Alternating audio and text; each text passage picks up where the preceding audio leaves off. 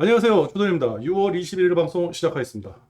오늘 주가가 좀 상승을 하는 것 같았는데, 근데, 아시아 증시는 많이 상승을 했는데, 우리나라 증시는 그렇게 기대에 못 미치게 상승을 했죠. 근데 오늘 상승을 왜 했나요? 그냥 반발 매수? 아니면 데드캣 바운스? 글쎄요. 이유가 뭘까요? 그죠? 저는 오늘 저녁에 미국장이 열리고 나서 미국장을 확인한 다음에 투자를 해도 늦지 않겠다. 이 생각을 해가지고 오늘은 그냥 기다렸습니다. 사실 좀 사고 싶은 생각은 있었어요. 아시아장이 너무 강력하게 나가기 때문에 뭐 니케이도 그렇고요. 그 다음에 대만, 호주, 뭐 지금 우리나라 장이 가장 안 좋은 상태로 끝났거든요. 장중에도 그랬고요. 다른 대만 같은 경우는 굉장히 강력하게 올라가서 2%가 넘게 올라갔는데 그래가지고 좀 고민을 했어요. 근데 환율이 도와주질 않더라고요. 이 환율이 꿈쩍을 안 하는 거예요. 예. 이게 1292원에 끝났는데 1288원까지 떨어지는 거 보고 요 확인을 한 다음에 더 떨어지면 그래도 만약에 오늘 장이 딱 데드캣 바운스가 나와가지고 반등을 한다 그러면요. 오늘 이 환율 차트에서 음봉이 하나 쭉 나와줘야 되거든요. 적어도 80원대 초반까지는 쭉 하고 빠졌어야 되는데 그런 게 없었다. 환율도 지지부진하게 움직이고 외국인들 기가 막히게 팔아내죠. 예. 그죠? 그렇다고 해서 기관이 사들이는 것도 아니고 뭐 우리는 솔직히 오늘 장 상승은요. 개미들이 상승시킨 거예요. 상승의 주체가 없었다. 미국 달러 지수도 약간 소폭 하락을 했는데, 그죠? 근데 과히 그렇게 상승을 할 만한 지표들은 아무것도 없다. 특히 우리나라에서는 환율. 뭐 내일 상승을 하면서 오늘 상승을 했으니까 뭐 좋거든요, 지금. 유럽장도 좋고요. 유럽 보시면, 제가 요거 캡처를 했을 때, 유럽이 많이 올라가고 있었어요. 그죠? 거진 뭐 한 1.5%? 1%에서 1.5% 사이 상승하고 있었거든요. 6시 44분. 요 기준으로 해가지고요. 그렇다고 하면 미국도 여기까지 많이 빠졌으니까 상승을 할 여력이 있다라고 한다 그러면 게다가 요게 이제 바뀌어가지고 요게 이제 이게 나오는 거예요. 이게 뭐죠? 동시효과 이전에 야간 선물이라고 해야 되나? 이게 굉장히 많이 떠가지고 지금 쭉쭉쭉 막 올라가고 있는 거예요. 요거. 그렇다 그러면 오늘도 미국장이 좀 상승을 해줘야 되는데 미국장이 상승이 나온다 그러면요 진짜 세게 나와야 돼요. 3% 이상 나스닥 기준으로 3% 이상 쫙 하고 양봉이 나와준다 그러면 저도 따라 붙을 텐데 그게 가능할까? 지금 미국 상태에서는 그게 가능할까? 그런 의구심이 들어요. 만약에 뭔가가 있다. 상승에 대한 뭔가가 있다 그러면요. 환율이 저렇게 움직이지 않았겠죠. 그럼 환율이 조금 미적미적했다. 그래도 상승을 하지 않을까? 지금까지 너무 많이 빠졌으니까. 근데 지금 장은요. 예측을 하지 말고 대응을 해야 된다고 했죠.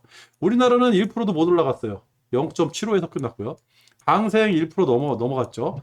상해는 고지고지 끝났고 대만이 2.3%, 호주가 1.4%, 니케이가 1.8% 상승했습니다. 원자재도 뭐 소폭 상승하는 모양새인데 뭐 의미 없어요. 그리고 기름도 110불, 그죠? 그렇게 많이 상승하지도 않았고요. 천연가스 6.7불, 굉장히 안정적이죠. 근데 이게 지금 유럽이 문제가 됐잖아요. 이 에너지 때문에 유럽이 문제가 됐잖아요. 유럽이 또 어떻게 방향을 선회를 하는지 그것도 한번 지켜봐야 되고요. 그렇다. 그래서 오늘은 별 의미가 없고 오늘 저녁에 미국장이 열리고 특히 나스닥이 어떤 식으로 움직일지 나스닥이 그동안에 많이 빠졌거든요. 한 3% 4% 이상 올라가는 양봉이 쫙 나와준다 그러면 땡큐인데 약해요. 뭔가 약해요. 그리고 지금 이 야간 선물에는 조금 많이 상승하는 모양새인데 그죠? 유럽이 이만큼 상승하고 아시아 증시가 그만큼 상승했으니까. 근데 기존에 많이 빠져가지고 올라가는 건지 그걸 좀 확인을 해야 돼요. 만약에 이게 지금 약세장이라 그러면요. 이렇게 될 거예요. 많이 빠지고 조금 올라가고 많이 빠지고 조금 올라가고 많이 빠지고 조금 올라가고 이런 식으로 빠질 거거든요. 그렇다 그러면 많이 빠졌으니까 올라가는데 이거 얼마나 올라갈 거예요, 지금. 그죠? 요거 얼마나 올라갈지에 대해서 우리가 고민을 해봐야 되는 겁니다. 여기서 지금 먹을 수가 있을지. 그죠? 어떻게 먹을 수가 있을지. 상승을 한다 그러면 고퍼스가 유리한 게 아닌가. 그렇게 한번 또 생각을 해보고요. 그리고 환율 움직이질 않아요. 1290원대에서 움직이질 않습니다. 며칠입니까? 하나, 둘, 셋, 넷, 다섯, 여섯, 일곱, 8거래일째. 그죠? 거의 2주 가까이 되는데 1290원에서 움직이질 않아요. 좀 음봉이 한번 쫙 나와줬으면 좋겠어요. 이렇게. 그렇다고 하면 무조건 따라가겠습니다. 아, 코스피죠. 그죠? 아, 애매하죠. 지금 애매한 자리예요. 상승을 했는데도 애매한 자리. 오늘 만약에 좀 한 2% 정도 상승을 해가지고 여기서 그냥 이렇게 쭉 빼는 게 하나 나왔다 그러면 좋았을 텐데 아쉽습니다. 그리고 이렇게 보시면요. 외국인이 3,200억을 팔았고요. 기관이 5,400억을 사들였는데 기관이 사들인 거는 없어요. 금융투자가 5천억. 그죠? 없다. 개미들만 사들였다. 어, 좀 장이 좀 활성화가 돼야 되는데 그 심리가 많이 위축되어 있는 것 같아요.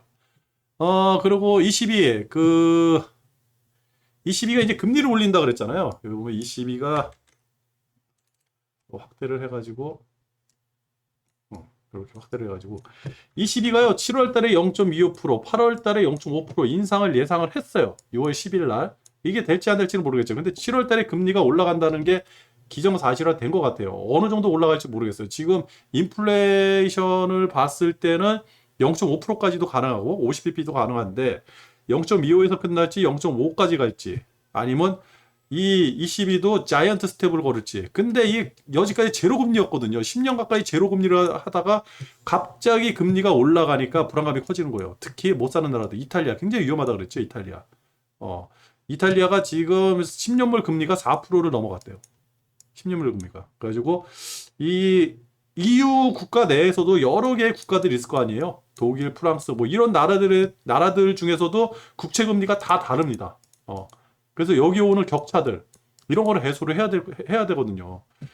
아, 이렇게 금리를 올렸을 때 이런 나라들 위기에 있는 나라들이 어떻게 버틸지 특히 이탈리아를 위시해가지고 그래가지고 그런 거를 좀 예의주시하게 이게 7월부터는요 조금 심각해요. 왜 그러냐면 75bp가 기정사실화 됐잖아요. 벌써 6월에 올렸고 7월에 또 75bp 또 올린다 그랬잖아요. 7월에요. 그죠? 7월에 또 올린다 그랬지. 그러면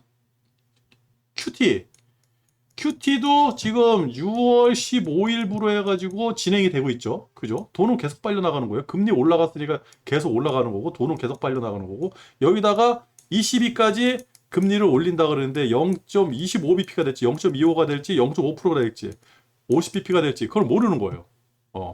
그죠? 계속해서 시간이 가면 갈수록 돈은 빨려나가게 돼 있다. 그리고 독일하고 네덜란드 이런 나라들이 석탄 발전을 재가동하겠다. 왜 그러냐면 기름을 안 주니까. 그죠? 가스 공급 중단하잖아요, 지금. 그죠? 에너지난. 근데 여기 뒤에 보면 이런 기사가 있어요. EU가 러시아산 원유를요, 더 많이 여지까지 수입을 했대요. 수입 금지가 맞나? 그죠? 수입량 은근슬쩍 늘어. 유럽 내 정유소로 3주 연속 증가됐대요. 최고. 2달 만에 최고. 그죠? 이탈리아, 불가리아 증가세가 뚜렷하다. 그죠? 지금 인플레이션이, 기름을 많이 생산을 한다 그래가지고, 이 유가라든지 원자재 가격을 잡을 수 있는지, 이것도 의심이에요. 게다가, 이란하고 핵 협상도 안 됐잖아요. 이란이 지금 핵을 준비하고 있습니다. 여기 기사가 있는데, 이란 기사. 그죠? 이란이 IAEA에서 설치했던 카메라가 2대가 있어요. 요거를 없애버렸잖아요. 먼저 본 기사에서 요걸 없애버렸어요. 그러고 나서 무슨 계량형 원심 분리기 하는데 저는 이 핵이라든지 원전 뭐 이런 걸 잘 몰라요. 근데 어떤 전문가가 나와서 얘기하는 얘기를 들어보니까 이란은 벌써 핵을 개발을 했다. 핵 개발이 끝났다. 그래서 그걸 보여주기 싫어가지고 카메라를 없애버렸다. 2개를. 이렇게 얘기가 나오는 거예요. 그러면 미국이 이란하고 핵 협상하기가 굉장히 까다로워지죠. 그래가지고 사우디한테 붙어야 되는데 사우디하고 얘기가 잘 될지 그것도 한번 봐야 되고요. 지금 아주 그냥 총체적 난국이에요. 그리고 터키 그죠? 터키 스웨덴하고 핀란드 나토 가입 계속 막고 있잖아요. 5시간 동안 마라톤 협상을 벌였는데 터키의 반대를 꺾지 못했다. 왜 터키가 이걸 할까요? 여기 있잖아요. 터키도 가스 공급 중단. 압력을 넣는 거예요. 지금 프랑스 같은 경우는요. 마크롱이 과반 의석을 가져오지 못해가지고 앞으로 뭐 우크라이나 지원이라든지 아니면 그 연금 개혁 이거 못한다고 기사가 나왔거든요. 프랑스도 이 정치적으로 러시아가 머리 잘 써요. 러시아가 이런 상태에서 그러면 EU 국가들은 전쟁이 빨리 끝나기를 바랄까요? 아니면 전쟁이 계속되기를 바랄까요? 영국은 전쟁이 계속 돼야 되고 전쟁으로서 모든 걸 끝내야 된다 이렇게 얘기를 하는데 영국은 어때요? 지금 파업 때문에 몸살 그죠? 영국이에요. 영국 철도 80%가 멈췄대요. 이게 1970년대 일어났던 그 파업하고 똑같대요. 지금 일어나는 게. 이게 여기 이 사람들이 얘기하는 게 뭐냐? 단순해요. 인플레, 물가가 올랐으니까 그거에 맞춰서 월급을 올려달라 그 얘기를 하는 거예요. 여기 나오죠. 인플레이션에 걸맞는 임금 인상. 이게 왜 나왔겠어요? 이 사람들이 뭐 잘 먹고 잘 살고 부귀 영화를 누리고 명품백이라든지 골프를 치러 다니기 위해 가지고 이 파업을 하는 게 아니잖아요. 먹고 살기 힘든 거예요. 아이하고 같이 집에서 먹고 살기 힘드니까 임금을 올려달라고 파업을 하는 거거든요. 굉장히 심각한 파업인 거예요, 이게. 그러면 영국도 계속 얘기를 할 수 있을까요? 우크라이나 전쟁을 하라고? 아닌 거죠. 그죠? 그러니까 전쟁은 어느 순간에 빨리 끝날 거예요. 전쟁이 끝나는 순간에 저는 좀 상승이 있지 않을까. 하락폭에 대한 상승이 있지 않을까. 근데 전문가들은 계속해서 침체라는 단어를 계속 쓰거든요. 그죠? 그렇다 그러면 하락분을 만회하는 상승은 분명히 일어날 거예요. 만약 이게 40% 지금 나스닥 기준으로는 30% 정도 빠졌나요? 정확히 모르겠네. 대략 30% 빠졌다 그러면 상승을 한 20% 정도 상승을 할 수 있겠죠. 그리고 또 빠지겠죠. 침체니까 더 깊이 저보다 더 깊이 그죠? 더 깊이 빠지겠죠. 그리고 또 상승하고 이게 수년에 걸쳐 가지고 일어난다는 거죠. 침체라는 게. 그렇다 그러면 전쟁이 끝난다는 어떠한 뉘앙스가 나온다든지 기사가 나왔을 때 그때 한번 투자를 해보는 것도 괜찮지 않을까. 그리고 부동산 경기, 중국이 그렇게 부동산 경기를 살리려고 금리까지 낮춰주고, 그죠? 그랬다 그러는데 부동산 결국 살리기가 힘들 것 같다. 이 심리가 한번 무너지면요, 살리기가 너무 힘들더라고요. 스리랑카 디폴트, 그죠? IMF하고 30억 달러 구제금융 그거에 대해서 얘기를 하고 있다. 그죠? 유럽 정상들 가는데 바이든이 우크라이나 방문 계획이 없다. 그죠? 한 발 빼는 거예요. 계속 빼고 있죠. 왜? 누구 자극을 하지 않으려고? 푸틴. 그죠? 푸틴 자극을 안 하려고. 그러면서 체면 치레를 해야 되니까. 립 서비스는 하는데 실질적으로 도움을 안 주는. 유럽만 작살나는 거예요. 전쟁 초기 때 제가 그 방송을 하면서 항상 얘기했었거든요. 가장 이득을 보는 게 누군가? 미국. 두 번째가 러시아, 세 번째가 중국. 이 세 나라다. 가장 큰 피해를 보는 게 누군가? 우크라이나. 당연하겠죠? 그 다음에 유럽. 지금 그 모양새로 가고 있잖아요. 푸틴 지금 날개 달았습니다. 그죠? 바이든 지지율 떨어지지. 바이든 11월 달에 중간 선거 있는데 이거 완전 깨지게 생겼죠. 그죠? 푸틴은 계속 이거 이용해 먹을 거예요. 시간이 가면 갈수록 푸틴 입장에서는 좋으니까. 그죠? 이란하고 핵 협상을 해가지고 이란 원유를 좀 갖다 쓰려고 그랬는데 이란은 벌써 핵을 개발한 뉘앙스가 나오고, 그죠? 사우디를 가야 되는데 체면 치레는 해야 되고, 그러면서 미국이 러시아 전비 충당 뭐 막으려고 유가 상한제 이거 얘기 나온 거죠, 그죠? 유럽에 그 기름이 필요한 거예요. 러시아 기름이 필요하니까 요 원유가 필요하니까 요거를 비싸게 못 파는 거죠. 일정 가격 미만으로만 팔 수 있게끔. 그렇게 하는 거예요. 그러면 러시아가 바보입니까? 그냥 안 팔아버리면 되지. 그죠? 그러면서 이 기름을 누구한테 계속 퍼주고 있어요? 중국. 근데 아까 전에 기사에도 이 유럽에 굉장히 많은 양이 지금 증산이 돼가지고 나가고 있다. 더 많이 수출이 되고 있다. 알게 모르게. 근데 그걸 또 막을 수가 없어요. 왜? 인플레 때문에. 가면 초과합니다. 그리고 WTO의 사무총장 희한한 사람이죠. 이 사람이 또 코로나19 끝나지 않았다. 세계 인구의 40%가 미지 접종을 했다. 맞는 얘기예요. 개발도상 저개발 국가 아프리카 이런 데는 뭐 백신 접종 제대로 안 돼 있으니까요. 그죠? 근데 이 사람이 이제 와서 갑자기 이런 얘기를 해? 굳이? 그죠? 중국 얘기를 해야죠. 중국 얘기.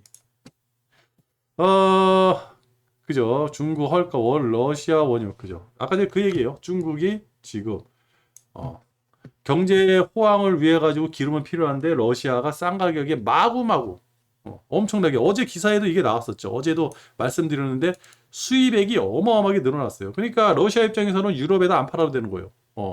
중국이라는 엄청난 소비국이 있으니까 거기다가만 다 갖다 퍼줘도 된다. 그리고 레바논에서도 원숭이 두창이 또 나왔다. 근데 지금 상황에서는 이게 지금 별로 그렇게 중요한 이슈가 아니죠. 이게 만약에 진짜 심각하고 중요하다 그러면요, 어떻게 할 수가 없어요. 코로나 때처럼 뭐 돈을 풀 수도 없는 거고. 쉬쉬하면서 뭔가 뒤에서 작업을 할 겁니다. 그러면서 이런 기사는 나오겠죠. 근데 언젠가는 또 터질 수도 있고. 그렇다. 주도는요, 현재 무포 상태고요. 어디다 투자해야 될지 지금 가늠하고 있어요. 지금쯤이면 솔직히 상방이 맞는 것 같긴 한데, 글쎄요. 내 돈을 지금 예측해가지고 돈을 태우기는 조금 애매하다. 그래서 아직까지 기다리고 있다. 예. 오늘 저녁에 나스닥 얼마만큼 올라가는지 그거 보고 내일 결정하도록 하겠습니다. 방송을 여기서 마칠게요. 끝!